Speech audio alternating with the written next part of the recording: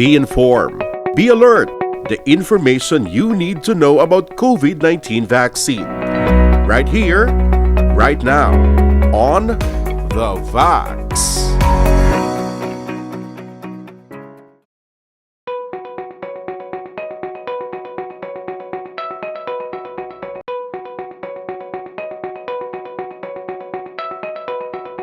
So, ang pagpabakuna, hindi siya actually 100% nga makahambal nga hindi na gid kita magka-COVID. No? Kundi gina-prevent sang vaccine nga hindi kita magka-severe COVID. No?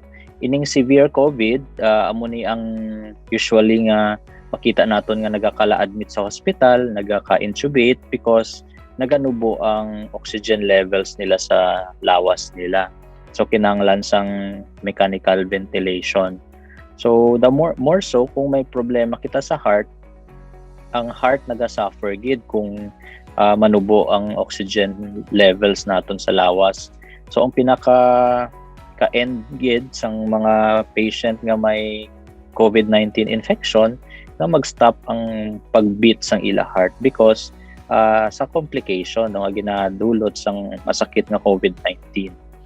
Ang pagka-infect naman bisan na bakunahan na kita sang COVID-19 vaccine, usually ay kay ang aton nga immune system naga-develop sang antibody 2 weeks pa after sang sang vaccine, sang vaccination. So hindi kita magkampiyansa nga after bakuna safe na kita, no? So kinahanglan gyapon nga mag-follow sang minimum health protocols para nga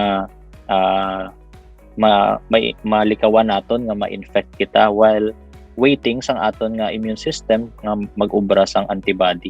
Kag kinahanglan gid nga duha ka dose, no, ang ma-receive naton kay sa studies nakita nila nga full ang protection kung ma-complete naton ang 2 doses ng vaccine.